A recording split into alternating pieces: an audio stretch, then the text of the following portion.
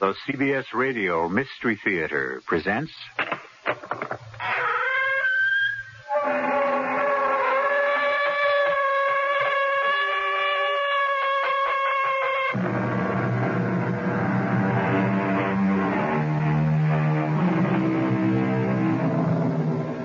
Come in. Welcome. I'm E.G. Marshall. Have you ever known terror? Have you ever come up against something that so threatened you, so horrified you, that it stopped your heart for a moment? If you never have, count yourself lucky. But don't count on your luck too much. After all, who's to say that terror may never touch you, huh? Consider Helen and Jim Crane. They never thought it would ever touch them. Blood. Jim, there's blood all over. And the axe. Did you see the axe? Come on, let's get out of here. The blizzard. We can't stay here either. There must have been a terrible fight in that kitchen, and I'm not waiting for the winner to come back. You don't suppose... What? The murderer the police are looking for. The man who slaughtered the Grant family. They said he was holed up somewhere on the mountain. This cabin, maybe? You don't think... All I think is that we'd better get out of here.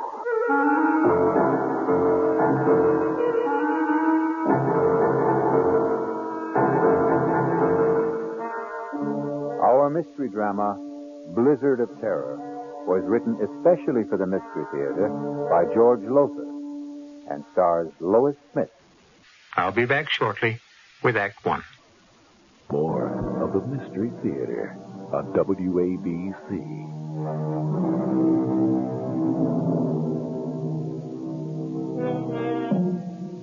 Dare you join me now in a blizzard of terror? Not so fast, not so quick to answer yes. Are your nerves in shape for what lies ahead? Have you promised yourself a good night's sleep? A promise you want to keep? In simple brief, are you who now listen to my voice ready to cope with terror? Very well. You made the choice, not I. Come along, then. Well, come on. That China will form no coalition with Russia in the foreseeable future. That's the world news. Now I have a special bulletin from the Big Indian Sheriff's Office. Jim, turn the radio Sheriff off. Ed Ralston warns all motorists to stay off the roads on Thunder Mountain. Not only because of the blizzard, but also because the man sought for the brutal murder of the Grant family is believed to be hiding out somewhere on the Jim, mountain. please, shut Slaughtered, it off. all of them, with a kitchen carving knife. The Grant family... Thank you, Mr. Crane. You're welcome, Mrs. Crane. We don't need to be told again and again that we're in a blizzard on Thunder Mountain. We know we are, thanks to you. I'm sorry. Okay, skip it. Maybe it is my fault. Jim! Wow, that was a close one. You know, I can't see the road. All I can see is snow. What's that? What's what? There, just ahead, back under the trees. A cabin? So? We better stop. Oh, no way. Jim. We're just managing to make it up this grade now. If we stop, we'll never get started If again. we keep going, we're sure to get stuck. Those snowdrifts out there are getting worse. Yeah, I know, We'd but be safer in that cabin. we could freeze to Jim, death. please, for once, listen to reason. Okay. You win. You always do. Don't stop here. The cabin's over there. If we drive in there, we will get stuck. You really are going to have to get new glasses. Can't you see the road? Oh, yeah. Tire tracks. Snowed over, but tracks. Those tire tracks, they mean somebody's there. Yes. Look. Smoke's coming out of the chimney. Ah, now, are you glad we turned in? Swooning with delight. You're angry because I was right. When are you wrong? When are you ever Oh, wrong? you are something. You are. You are really Why do we quarrel like this, fly at each other every time? Well, maybe if you weren't so darned independent. Forget it. Okay, come on. Ooh. Oh, the door isn't nice. It's so cold. Yeah, all right, let's get inside. Fast. Hello? Hello? Anybody home? Hello? Just open the door and go in. Well, I don't like to just Oh, barge in. Jim, under the circumstances, if you won't, I will.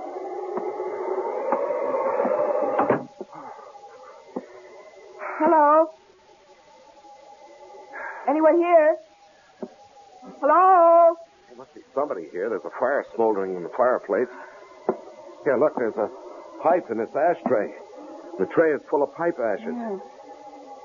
Oh, here's a coffee cup, half full. Uh-huh. There's a book open on the table. Huh. Jung's Psychology of the Unconscious. Whoever owns this place must be a brain. Hello? Anyone here? Hello? Helen, don't do that. You've got no right to go nosing around. Bedroom. Nobody in it. Must be the kitchen. Behind that door. Helen! Yes. Let's just sit down and just wait for whoever owns this place to come back, huh? I just want... You've got no right, Helen. Now, the owner of this place must be the kind of person who wouldn't like people nosing around. Oh, now, I'm telling really? you. Just look at it. This isn't just a cabin. It's a kind of lodge. Here, that wall lined with books. There, a hi-fi. Stacks of records, all classical. And those paintings on the walls. Helen, please. I want a cup of coffee, and if this door leads to the kitchen... Just won't work. Just won't ever listen. Well, what are you standing there for? Now that you've opened the door, go on in. Oh. Good Lord. What is it? Oh. Jim. Oh, Jim. Helen, what is it? The What? kitchen. Oh, the kitchen. Ah. Here, Helen, here. You better sit down. You look like you're going to faint. Now, you just sit there. I'll have a look.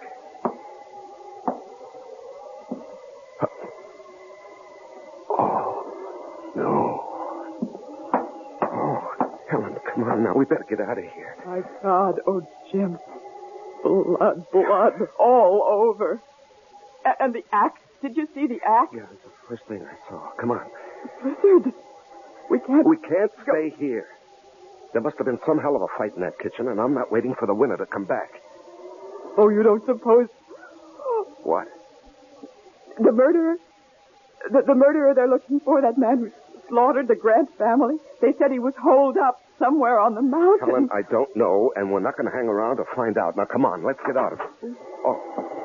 Hello. Hello. I'm Jim Crane. This is my wife, Helen. We got caught in a blizzard, and we saw your cabin, and we just came in. We were over at Big Mountain for a skiing weekend, and we started back too late, thanks to my husband. Oh? Yeah, I guess it was my fault. You see, I don't ski. My wife does, but I don't, and, I got into this poker game, and I was winning, and I couldn't quit when I was ahead. You know how it is? You don't have to make any excuses to me, friend. Maybe to her, but not to me. Well, I was just explaining. Like ice in here. Better get that fire going again. You needn't bother on our account. I'm not. Well, what I meant was we were just leaving. Not in that blizzard, you're not, Mrs. Crane. It's Miss Morgan, if you don't mind. I thought you said she's your wife. Well, she keeps her maiden name. You kidding? No, You marry a doll and give her your name and she won't use it? What's the matter, excuse me, Ms. Morgan, you said, huh? What's the matter? Your husband's name isn't good enough for you? It isn't that. Then what is it? I prefer to keep my own name, that's all. A lot of women do these days. Yeah, they call it women's lib. Women's what? Lib. For liberation. You know, they keep their names, their independence, their jobs, everything. Everything, eh? That's too bad. You were my wife, doll. You wouldn't keep your name or your job or Anything. What do you do besides letting her get away with all this? Engineer. I'm an engineer. You drive a train? Oh, no, not that kind of engineer. Hydraulic engineer. Water power. Oh. Cigarette? No, thanks. I don't smoke. You? I don't smoke either. And I thought you... Huh? Nothing. You thought I was? Well, I noticed the pipe in the ashtray, so... Oh, well, yes. I do smoke a pipe now and then. Cigarettes, too. You haven't told us your name. Jake. Jake what? Jake's enough. We need more wood. I'll get it. Oh, let's get out of here. No, we can't. Well, we've got to. He doesn't own this place. He doesn't live here. And from the looks of him, oh, good Lord, what a bruiser. He could be the murderer the sheriff's looking for. The blood on his clothes, it's all over his parka. Helen, we can't be sure it's blood. What else could it be? And what about the cigarettes? There's not one cigarette in that ashtray. There's nothing but pipe ashes. Yeah, that's true, all right. And he's stupid. Totally uninformed. He couldn't be the man who reads these books, listens to that music. He never heard of women's lib. He thought you drove a train. Helen, we can't leave. We could die out there. We can die in here. And I have a feeling we will if we don't get...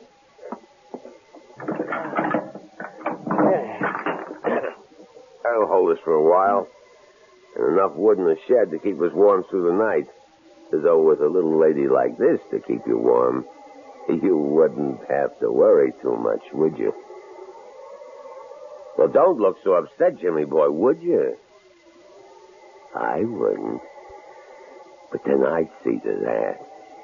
Not a bad idea, come to think of it. How about a drink, sweetie? Or don't you do that either? I could use a drink, yes. You, Jim? Thanks, yes.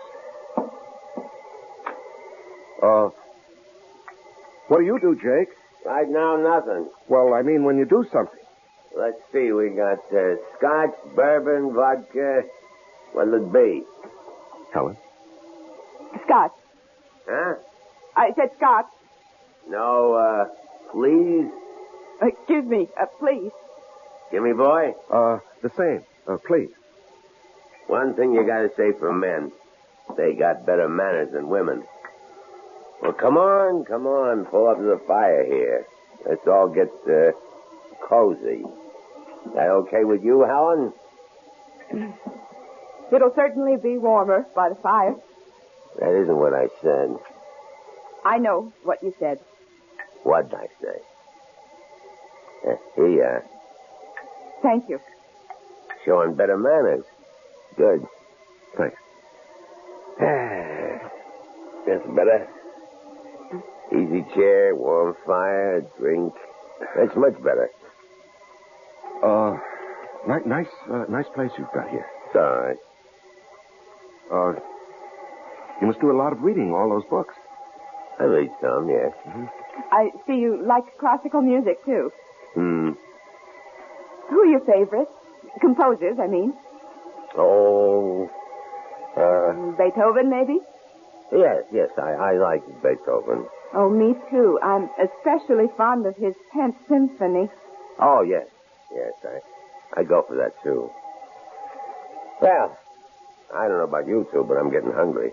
Could use some supper. How about it? Yeah, I could eat. You, sweetie? Oh, I suppose. Yes. Good. But first, we'll have to clean up the kitchen. It's a real bloody mess out there, and I mean bloody. What do you mean bloody?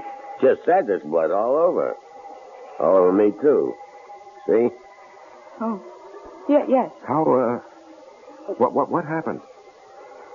I didn't want to kill him. I had to. I surprised him out there in the kitchen, and he came for me. It was an axe, and it was the handiest thing, and I used that. I sank it into his skull, deep. I couldn't help thinking of the Grant family. The Grant? Yes, you haven't heard about that. Whole family down in the valley. Slaughtered. Blood all over. Like out there in the kitchen. Well, we better get to it. You mean me? There's a lot to clean up. I can't do it by myself. Jim will help you. No. You will. I'd rather not. I didn't ask you whether you'd rather or wouldn't. I'm telling you. I'll give you 2 minutes to get out in this kitchen with me and get to work. There is no Beethoven tent. Oh, Jim, what have we got ourselves into? Helen, better humor him. Go on now. You better go on out into that kitchen. I'm scared. I just can't be in that kitchen, not alone with him. Oh, you saw the way he looks at me. The things he says. Oh, don't worry. I'll protect you. You? Well, how about it, dollface? Are you coming? Yes. Yes. I'm coming.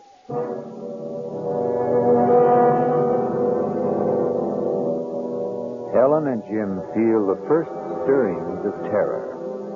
But worse, much worse, lies ahead for them. I'll be back shortly with Act 2. On WABC.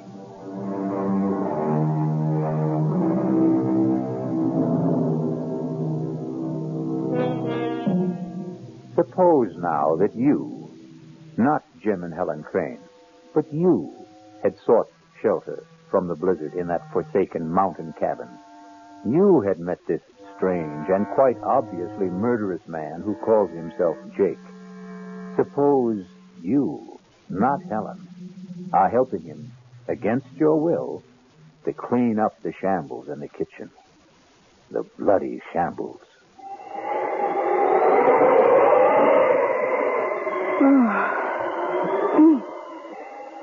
Well, that's it, I guess. The axe needs to be washed. There's blood all over it. Well, go on, wash it. I can't touch it. And not as liberated, wasn't that the word, as you thought? I don't see what that's got to do with it. I kind of got the impression you felt you could do anything a man could do. All right, I'll wash the axe. You start making supper. Well, what are you standing there for? Get busy. I don't know where anything is. Lots of canned stuff in that closet, and there's a can over on the wall. Think you know how to use it? I'll try. Spunky, aren't you? Spunky. You know there was a killer in this kitchen this afternoon, and I was the one who used this axe. You know that, but you got the nerve to stand up to me.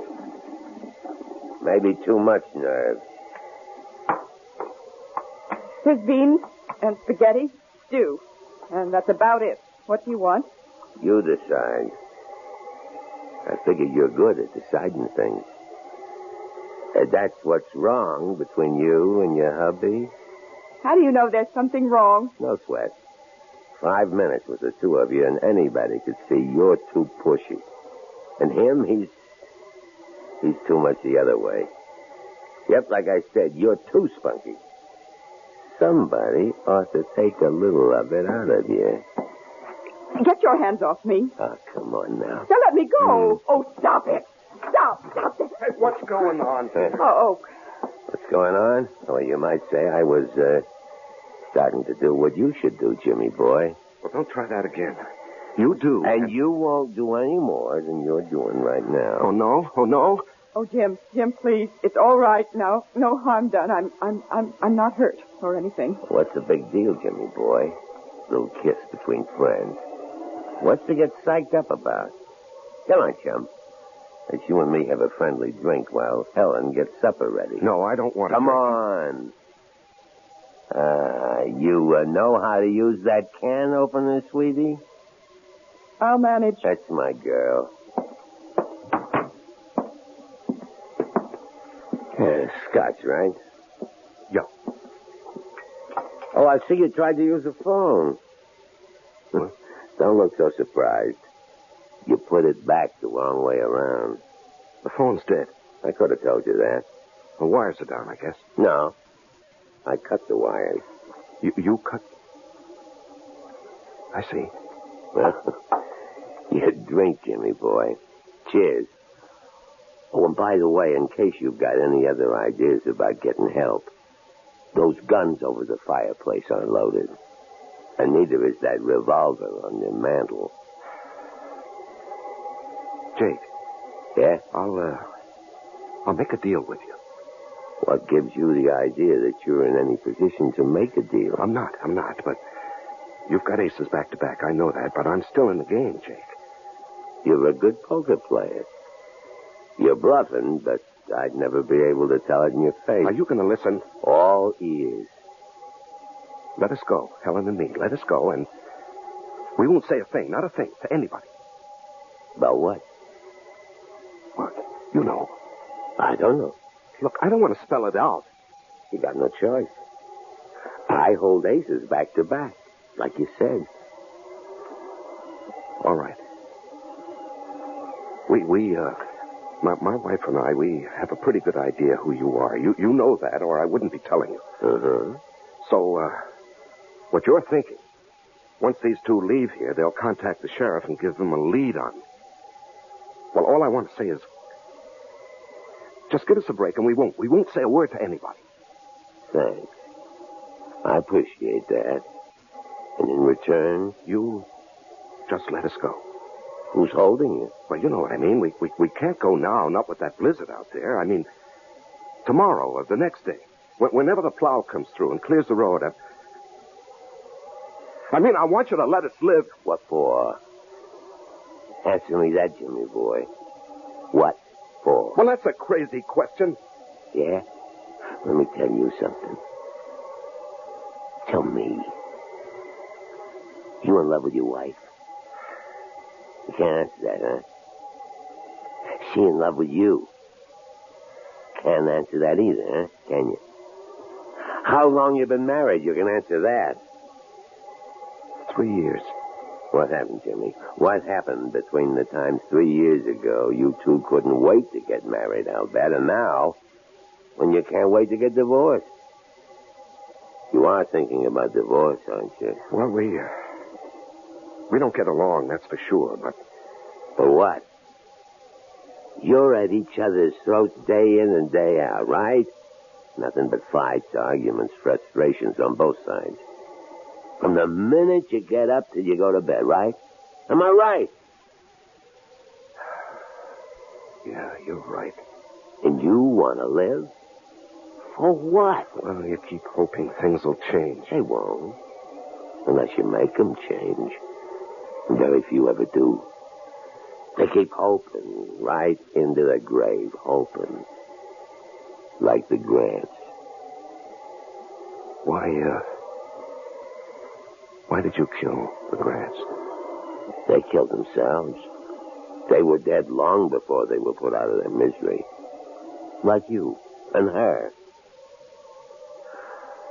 I'll make a deal with you, Jimmy. I'm listening.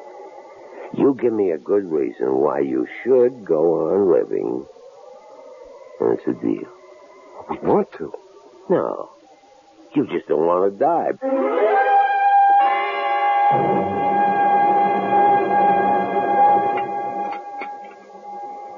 Now, it wasn't a bad meal, sweetie. You're real talented with a can opener. Thank you. Storm's getting worse.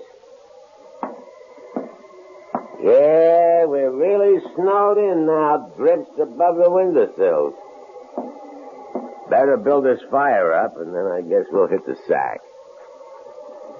Where do you want to sleep, sweetie?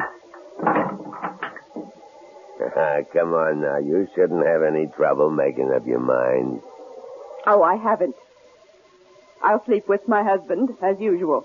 As usual? What kind of a crack is that? Now, cool it, Jimmy boy. Well, I won't have my wife insulted. I don't care how big you are, Jake, or how tough or cold-blooded. I won't have you insulted. Jim, now stop it. This is no time for gallantry.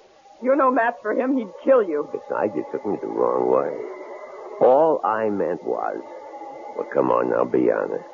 How long has it been since you two did sleep together as husband and wife? That's no business of yours. Long time, huh?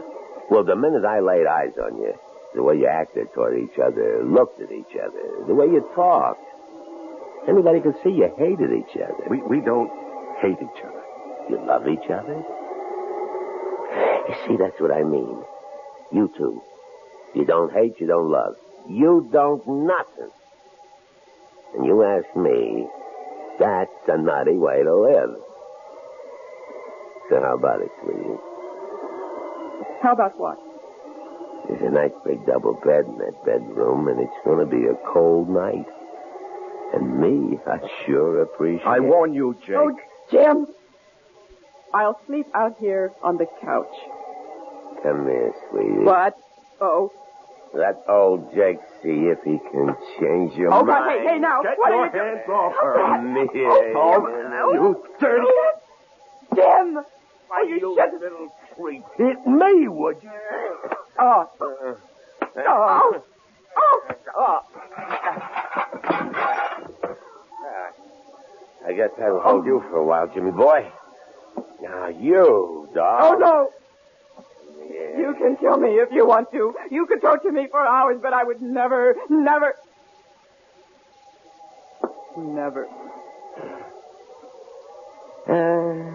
Suit yourself. No, I think about it. What would I want with you? Oh, when Jimmy boy comes to, tell him not to get any ideas in the night about escaping or overpowering me. He hasn't a chance. Jim? Jim? Oh, I'll be okay. He sure packs a mean wallop. You shouldn't have even thought of standing up to him. Some things a man will take and some things he won't. And manhandling his wife is one of them. Jim, can we get out? Do you think? Would there be any way? No. We're snowed in. Even if we could get to the car, we wouldn't be able to drive it afoot in those drifts. What about telephoning for help? Well, the phone's dead. He cut the wires. Oh. But don't you worry. Don't you worry, Helen. There's one thing he overlooked. What? That revolver on the mantelpiece. This. It's loaded? Not yet, but it's going to be.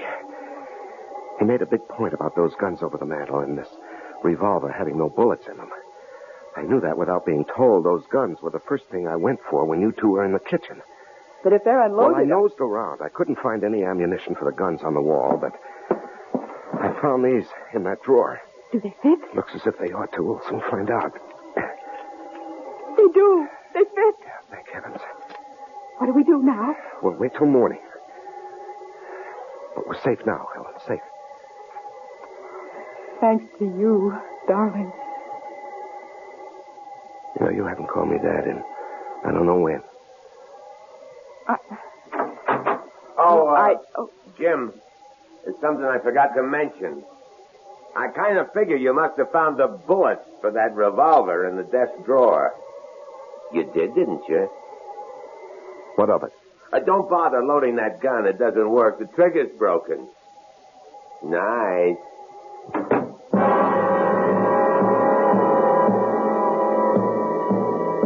Helpless once again, Jim and Helen can only stare at each other as fear touches them with icy fingers.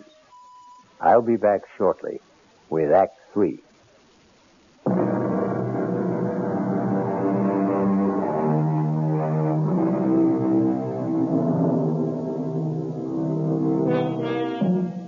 Terror's icy fingers grip Helen and Jim Crane as they face all but certain death at the hands of Jake.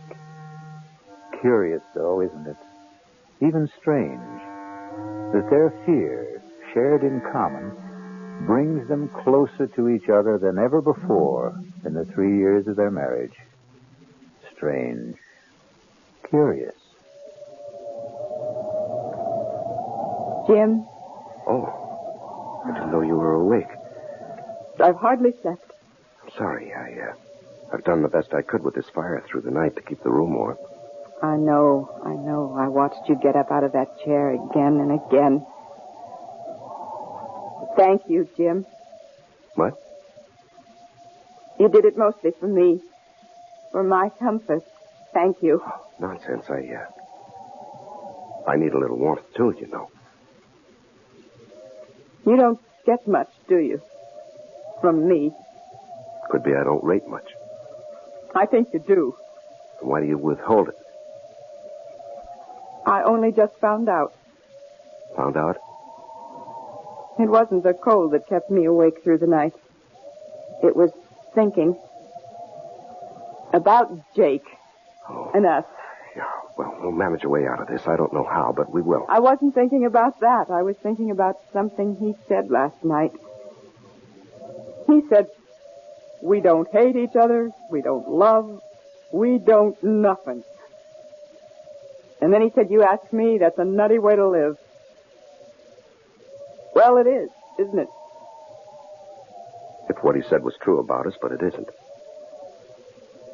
It is. Not for me. I did a lot of thinking, too.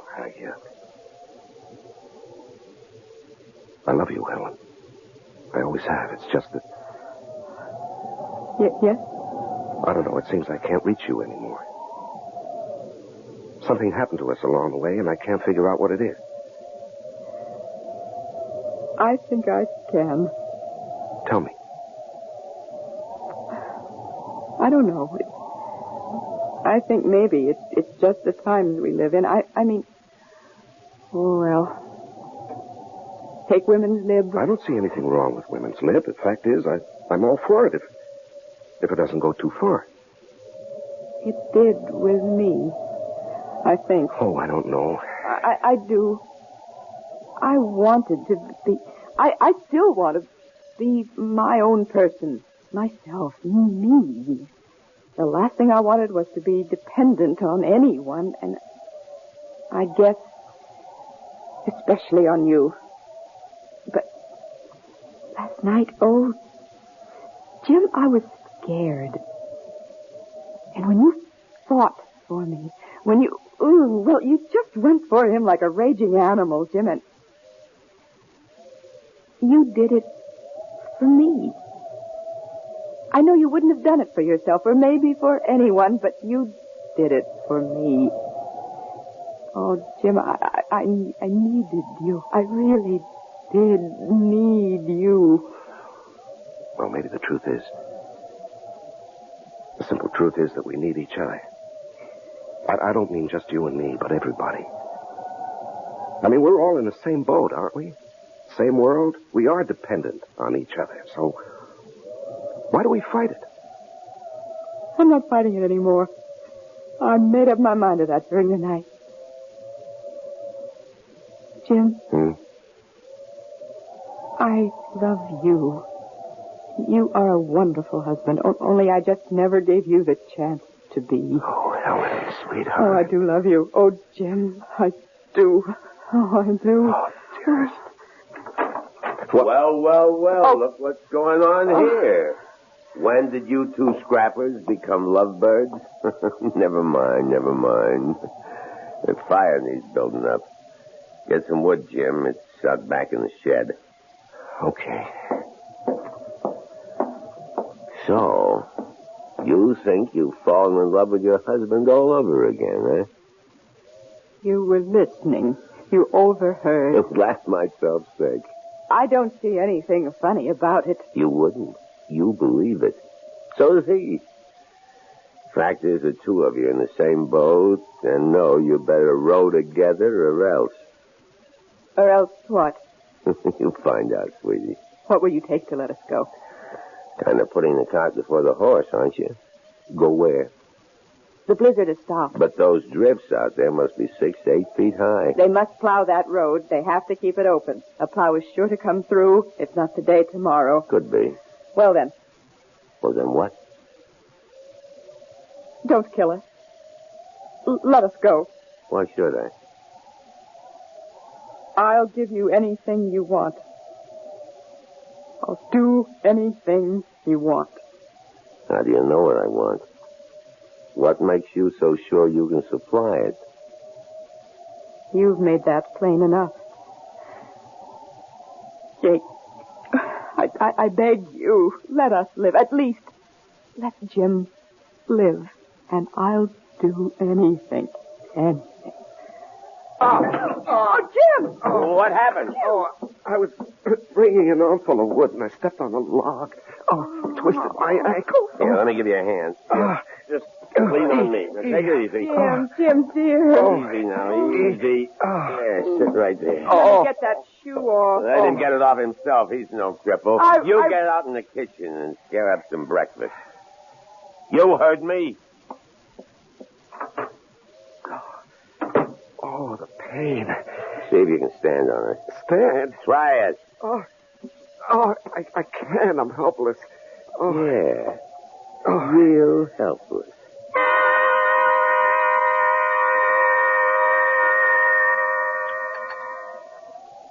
Hey, you make a good cup of coffee, Doe. Thank you. I'll get another cold compress for your ankle, Jim. He's all right. I said he's okay. Let him worry about his ankle.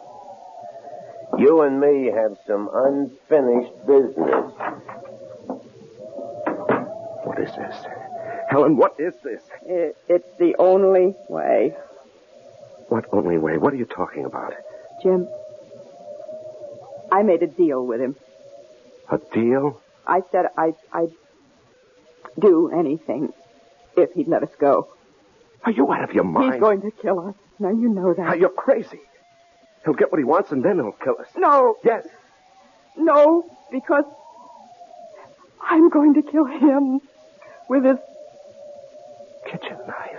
All I want is to get close enough to him. No. And then No, you can't do that. It isn't in you to do that. It's got to be. There isn't any other way. What's keeping you? I'm coming. And leave the knife, Doll. These petitions are awful thin. You ought to know that by now. Put the knife down, I said. Stay where you are, Helen. You made a deal, and she's going through with it. Over my dead body. No, you fool, over your live body. Over my life? He said he'd spare you. Spare me? He said us. She lied. She made the bargain to save you. Helen, you would... I love you.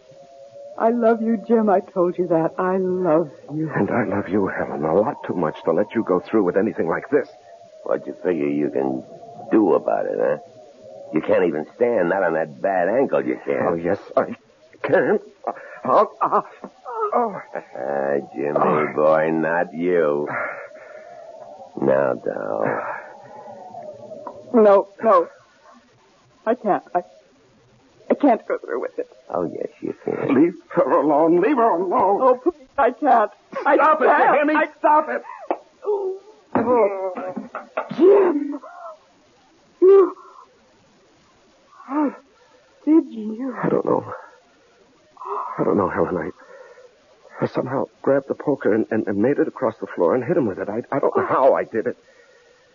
Oh, I've got to sit down and get off this. Oh, here. Oh, lean on me. All right, now. Easy. Yeah, thanks. Better have a look at him, Helen. See if he's breathing. I may have killed him. He's breathing. His head's bleeding. Where you hit him. All right, get something to tie him up with. See if there's some rope around. And snap it up. He's coming to. Oh, yes. It's a phone. He said he cut the wires. He couldn't have. It was a bluff. Hello? Sheriff? It's the sheriff in Big Indian. Who? Professor Moran. No. There is a man here. I'm afraid he's hurt. Me? My name's Helen Crane. My husband and I got caught in last night's blizzard, and we managed to get to this cabin, and we found... Well, there was blood all over the kitchen, and an axe. Helen, look out. Jake, it's all right. All right. The poker. Helen, the poker. Hit him again. No, you've got it all wrong. All wrong. Helen, hit him. Give me that phone. Hello, Ed.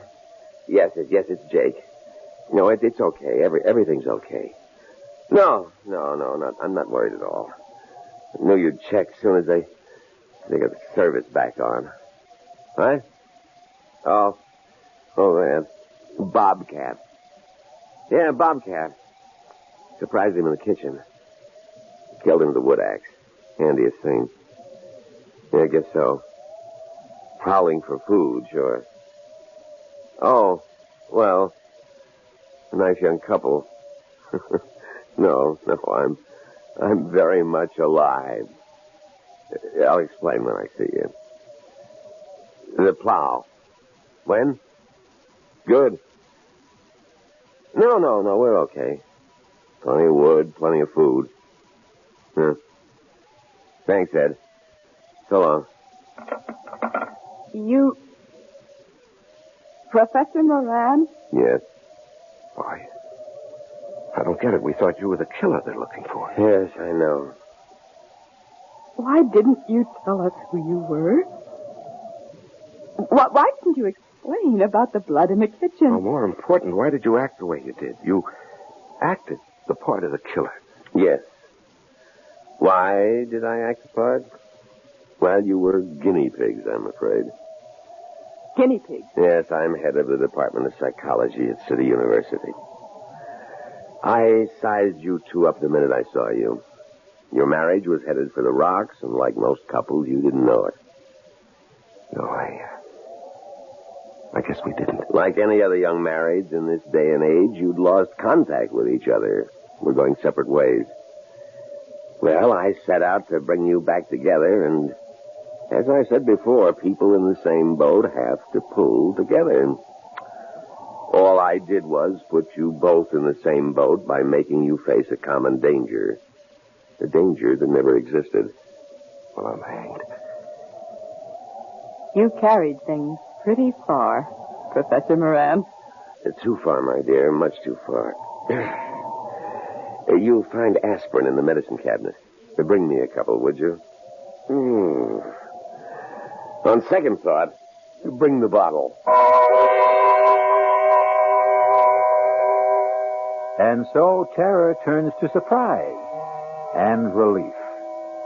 Pretty shrewd fellow, Professor Moran, wouldn't you say?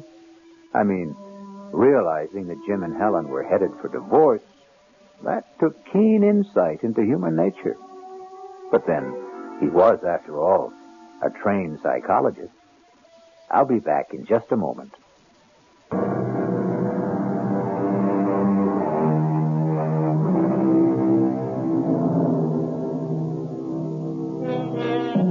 Marriage is two people in the same boat.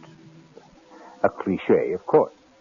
But the very core of every cliche is truth. All is not gold that glitters. A stitch in time saves 9, and so on. I couldn't help thinking that all humanity is in the same boat. And what an infinitely better and happier world it would be if we all learned to pull together. Our cast included Lois Smith, Larry Haynes, and Leon Janney. The entire production was under the direction of Hyman Brown. This is E.G. Marshall inviting you to return to our Mystery Theater for another adventure in the macabre. Until next time, pleasant dreams.